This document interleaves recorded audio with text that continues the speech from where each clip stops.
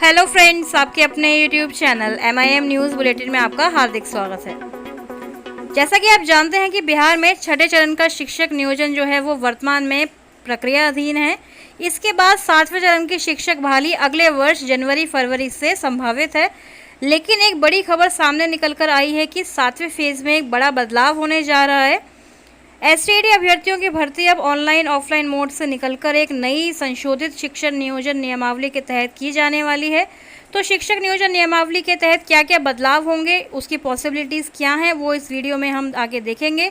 उससे पहले STAT पर चल रहे महत्वपूर्ण कोर्ट केसेस पर चर्चा करेंगे, उसकी अपडेट देंगे। फिर वीडियो के एंड में आपको छठे चरण के शिक्षक नियोजन की ताज़ा जानकारी मिलेगी। तो वीडियो को एंड तक ज़रूर देखें और चैनल पर अगर नए हैं तो सब्सक्राइब करना ना भूलें। आपको याद होगा कि पटना हाईकोर्ट में बिहार STAT मेरिट और नॉट इन मेरिट दोनों ही अभ्यर्थियों की तरफ से महत्वपूर्ण केसेस दायर हैं, लेकिन किसी भी केस में अभी तक सुनवाई नहीं हुई है और पॉसिबिलिटी यही है कि अभी आगे आने वाले दिनों में सुनवाई के आसार काफ़ी कम हैं, क्योंकि डेली केसेस को कैरी फॉरवर्ड किया जा रहा है और नई तारीख दे दी जा रही है। तो अभी कोर्ट का शेड्यूल बिजी होने के कारण आगे आने वाले कुछ दिनों में सुनवाई के आसार थोड़े कम हैं। जैसे कोई अपडेट निकल कर आएगी तो आपको बताया जाएगा। अब चलते हैं 7वें चरण के शिक्षक बहाली में जो व्यापक बदलाव होने जा रहे हैं उसकी तरफ। सूत्रों के मुताबिक माध्यमिक शिक्षा निदेशक मनोज कुमार द्वारा यह जानकारी दी गई है कि 7वें चरण में STAT अभ्यर्थियों की जो बहाली होने जा रही है उसमें व्यापक बदलाव देखने को मिल सकते हैं। जी हाँ, नियमावली 2020 में भी मेजर चेंजेस आ सकते हैं, इसके संकेत सचिवालय द्वारा दिए गए हैं। तो क्या क्या संभावनाएं हो सकती हैं उसकी तरफ पहले चलते हैं। सबसे पहली संभावना यह हो सकती है कि जैसा कि हमने देखा है कि हेडमास्टर यानी प्रधानाध्यापकों की भर्ती BPSC के थ्रू बिहार में अब की जानी है, उसी तरह से BPSC यानी कि बिहार लोक सेवा आयोग की तरफ से ही कोई एग्ज़ाम कंडक्ट किया जाएगा, जिसमें TET या STAT अभ्यर्थी शामिल होंगे और यह परीक्षा BPSC द्वारा ली जाएगी। तो ये पहली संभावना है कि नियमावली में चेंजेस होकर अब BPSC द्वारा बहाली हो शिक्षकों की 7वें चरण में। तो ऐसा हो सकता है जैसे कि प्रधानाध्यापकों के लिए ये परीक्षा, आप जैसा कि जानते हैं कि नवंबर-दिसंबर में इसका नोटिफिकेशन आएगा, उसके बाद परीक्षा होनी है। इसी तरह से माध्यमिक उच्च माध्यमिक शिक्षकों की भर्ती के लिए भी BPSC द्वारा परीक्षा ली जाए और उसमें नेगेटिव मार्किंग रखी जाएगी। परीक्षा का क्या सिनेरियो होगा, ये सारी जानकारी BPSC द्वारा दी जाए। तो पहली पॉसिबिलिटी तो यह हो सकती है कि नियमावली में ये चेंजेस किए जा सकते हैं, क्योंकि प्रधानाध्यापकों की बहाली जिस तरह BPSC द्वारा कराई जा रही है, तो काफ़ी चांसेस हैं कि शिक्षकों के लिए भी यही प्रक्रिया सरकार अपनाएगी। नई नियमावली बनाते वक्त सरकार यह भी कर सकती है कि कोई दूसरा ही एक एग्ज़ाम, जैसे कि यूपी में हम देखते हैं कि सुपर TET एग्ज़ाम लिया गया था, उसी तरह बिहार बोर्ड द्वारा कोई सुपर टेट एग्ज़ाम लिया जाए और जिसमें TET, STAT या फिर CTET के अभ्यर्थी जो हैं पार्टिसिपेट करेंगे, यानी कि वो एलिजिबल होंगे।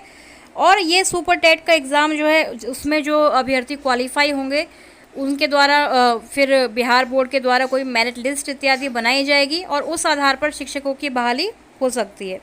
तो दूसरी संभावना यह है कि बिहार बोर्ड जो है सुपर टेट एग्ज़ाम कंडक्ट करे और उसमें TET यानी कि 2017 के TET या फिर पहले के जो TET अभ्यर्थी हैं, साथ ही 2019 के STAT अभ्यर्थी माध्यमिक उच्च माध्यमिक शिक्षकों के लिए और प्राइमरी के लिए जो हमारे CTET अभ्यर्थी हैं या फिर बिहार 2017 TET अभ्यर्थी हैं, वो सभी उसमें भाग लेंगे और सुपर टेट एग्ज़ाम क्वालिफाई करने के बाद ही उनको मेरिट लिस्ट इत्यादि के अनुसार चयनित किया जाएगा। इसके अलावा बिहार सरकार यह कर सकती है कि न्यू एजुकेशन पॉलिसी 2020 के बेस पर शिक्षकों की बहाली करे, यानी कि STAT और TET अभ्यर्थियों को सुपर टेट एग्ज़ाम देना पड़े, फिर उसके बाद इंटरव्यू लिया जाएगा, फिर डेमो क्लासेस जो डिस्ट्रिक्ट के BRC हैं वहाँ पर एक समिति द्वारा इंटरव्यू होगा, फिर डेमो क्लासेस इत्यादि ली जाएंगी। फिर उसके बाद जो अभ्यर्थी चयनित होंगे उसमें उनको 2 साल के प्रोबेशन पीरियड पर रखा जा सकता है। तो न्यू एजुकेशन पॉलिसी यही कहती है, अगर बिहार सरकार चाहे तो नियमावली में इसको भी शामिल कर सकती है। और जैसा कि हम पहले भी कहते आए हैं, MIM न्यूज़ बुलेटिन के माध्यम से आपको पहले भी ये जानकारी दी गई है कि 7वें चरण में न केवल सेकेंडरी और सीनियर सेकेंडरी टीचर्स की बहाली होगी, बल्कि प्राइमरी और मिडिल वाले टीचर्स भी इसमें पार्टिसिपेट करेंगे। तो उनके लिए भी कुछ मेजर चेंजेस देखने को मिल सकते हैं, उनके लिए भी सुपर TET इत्यादि लिया जा सकता है। या फिर जैसा कि हमने आपको बताया कि न्यू एजुकेशन पॉलिसी के तहत सुपर टेट, फिर इंटरव्यू, डेमो क्लासेस इत्यादि, और फिर 2 इयर्स प्रोबेशन पीरियड। तो ये सारी ही बातें जो हैं प्राइमरी टीचर्स और मिडिल स्कूल के टीचर्स के लिए भी लागू की जा सकती हैं। इसके अलावा बिहार सरकार यह कर सकती है कि नियोजन नियमावली में बदलाव करके एसटीईटी मार्क्स के आधार पर, यानी कि एसटीईटी मार्क्स के वेटेज की बात कर सकती है। या फिर यह भी किया जा सकता है, जैसे कि हम जानते हैं कि वर्तमान में जो नियमावली है उसमें BA plus B Ed divided by 2 का जो फॉर्मूला है वो अपनाया जाता है, और उच्च माध्यमिक के लिए MA plus B Ed divided by 2 का फॉर्मूला करके एवरेज निकाली जाती है। तो बिहार सरकार यह भी कर सकती है कि मेरिट और नॉट इन मेरिट वाले अभ्यर्थियों का झगड़ा खत्म करने के लिए BA plus B Ed plus STET तीनों को ही ऐड करके उसको 3 से डिवाइड करके जो है मेरिट लिस्ट बना सकती है। तो इससे क्या होगा कि मेरिट और नॉट इन मेरिट वाले दोनों ही अभ्यर्थियों के जो एसटीईटी मार्क्स हैं केवल उनको ऐड करके ये स्कोर, ये मेरिट बनाई जाएगी। तो इससे सरकार मेरिट नॉट मेरिट के झगड़े से भी बाहर निकल सकती है और सभी अभ्यर्थियों को इसमें चांस भी मिल सकता है बहाली में शामिल होने का, लेकिन बशर्ते अगर सरकार सीटों की संख्या को बढ़ाए तभी ये फेयर होगा, तभी यह जायज़ होगा। तो इनमें से कोई भी तरीका जो है सरकार द्वारा अपनाया जा सकता है नियोजन नियमावली बनाने में, शिक्षक नियोजन नियमावली को संशोधित करने में, क्योंकि हम देख रहे हैं कि प्रधानाध्यापकों की भर्ती के लिए भी नई नियमावली तैयार की गई है। तो ये बहुत अच्छे चांसेस हैं कि शिक्षकों के लिए, यानी कि primary, middle, secondary, senior secondary स्कूलों के शिक्षकों के लिए भी नई नियमावली में सरकार इन पॉइंट्स को शामिल कर सकती है। इसमें से सबसे ज़्यादा बीपीएससी द्वारा शिक्षकों की बहाली के आसार नज़र आ रहे हैं, क्योंकि कुछ दिनों पहले अखबार में एक खबर भी प्रकाशित हुई थी जहां पर एक कॉलम में लिखा गया था कि बिहार के 8,000 पंचायत में से 5,500 पंचायतों में +2 विद्यालय एक साथ खोले जाएंगे। उसके लिए शिक्षकों की बहाली बिहार लोक सेवा आयोग द्वारा की जाएगी। तो अखबारों के माध्यम से इस खबर को पहले ही प्रकाशित किया जा चुका है कि +2 विद्यालय खोले जाएंगे। यह बात शिक्षा मंत्री विजय कुमार चौधरी ने स्वयं बताई थी।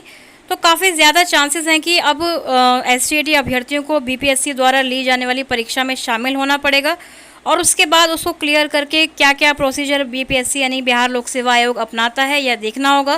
क्या उसमें इंटरव्यू को शामिल किया जाता है, या फिर प्री और मेंस परीक्षा होती है, या फिर केवल 150 नंबर का पेपर लिया जाता है, एग्ज़ाम लिया जाता है, उसमें नेगेटिव मार्किंग होगी या नहीं, ये सारी बातें देखनी होंगी। तो काफ़ी ज़्यादा चांसेस हैं कि 7वें चरण के शिक्षकों की बहाली के लिए कोई नया प्रोसीजर, कोई नई प्रक्रिया सरकार द्वारा अपनाई जा रही है। तो इससे हम कह सकते हैं कि एसटीईटी अभ्यर्थियों के लिए ना तो ये अच्छी खबर है, ना ही बुरी खबर है। बस ये है कि अगर सरकार वाकई में सजग है और 7वें चरण की शिक्षक बहाली अगले साल जनवरी-फरवरी से स्टार्ट करना चाहती है, तो वह इस सारी प्रक्रिया को, प्रोसीजर को अपनाए, और जो योग्य छात्र होंगे वो एग्ज़ाम देंगे, परीक्षा में क्वालिफाई करेंगे, और उसके बाद हो सकता है कि जल्द ही सरकार उनकी बहाली प्रक्रिया पर विचार करेगी। अब बात करते हैं शिक्षकों के 6ठे चरण के नियोजन के बारे में, जो वर्तमान में अभी चल रहा है उसकी बात करते हैं, उसकी अपडेट की तरफ चलते हैं। 1-2 दिन पहले हमने देखा था कि शिक्षा विभाग के प्रधान सचिव संजय कुमार द्वारा एक लेटर जारी किया गया था, जिसमें सभी चयनित शिक्षक अभ्यर्थियों के सर्टिफिकेट की जांच को लेकर जानकारी दी गई थी कि बिहार सरकार दूत के माध्यम से या फिर अलग अलग तरीक़ों से जो है चयनित अभ्यर्थियों के सर्टिफिकेट की जांच कराएगी, लेकिन उसमें किसी भी समय सीमा या डेडलाइन का कोई भी कॉलम, कोई भी बात नहीं की गई थी। तो अब 2-4 दिन में ऐसा एक संशोधित लेटर भी जारी किया जा सकता है, जिसमें एक फिक्स टाइम दिया होगा, एक डेडलाइन दी होगी कि 1 महीने के अंदर या 2 महीने के अंदर जो है सभी चयनित शिक्षक अभ्यर्थियों के सर्टिफिकेट की जांच पूरी की जाए। 6ठे चरण के शिक्षक नियोजन की एक और महत्वपूर्ण अपडेट आपको देते हैं।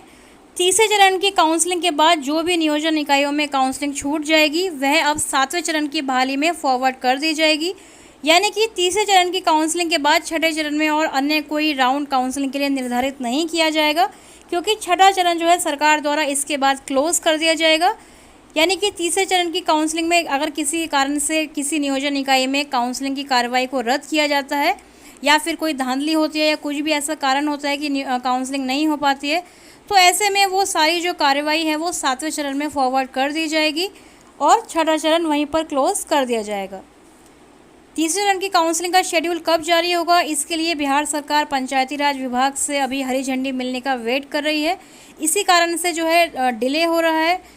जैसे ही पंचायती राज विभाग जो है सरकार को अनुमति देगा, तो वो 3रे चरण की काउंसलिंग का शेड्यूल जारी कर देगी, और उम्मीद है कि इस साल के एंड तक ये काउंसलिंग पूरी होकर सर्टिफिकेट की जांच हो जाएगी, तभी 7वें चरण की बहाली सरकार जनवरी-फरवरी में स्टार्ट कर पाएगी।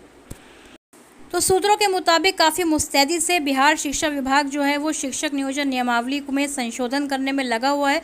नई नियमावली बनाई जा रही है 7वें चरण की शिक्षक बहाली करने के लिए। तो वह किस किस माध्यम से हो सकती है वो हमने आपको पूरी जानकारी दे दी है। तो एसटीईटी अभ्यर्थी, टीईटी अभ्यर्थी सभी इस बहाली के चरण के लिए तैयार रहें। कुछ भी हो सकता है, बीपीएससी द्वारा परीक्षा भी ली जा सकती है, तो उसके लिए अपने आप को अप टू डेट रखें। और इसी तरह बिहार के 6ठे चरण के शिक्षक नियोजन या फिर 7वें चरण की शिक्षक बहाली या फिर एसटीईटी से संबंधित किसी भी खबर को सबसे पहले MIM न्यूज़ बुलेटिन चैनल पर पाने के लिए चैनल को सब्सक्राइब करें, क्योंकि यहाँ पर आपको जेन्युइन और ऑथेंटिक न्यूज़ दी जाती है, ओरिजिनल न्यूज़ दी जाती है। तो चैनल को सब्सक्राइब करें एवं बेल आइकन दबाना ना भूलें, ताकि हर वीडियो की नोटिफिकेशन आपको मिलती रहे, ताज़ा जानकारी आपको मिलती रहे। Thank you for watching.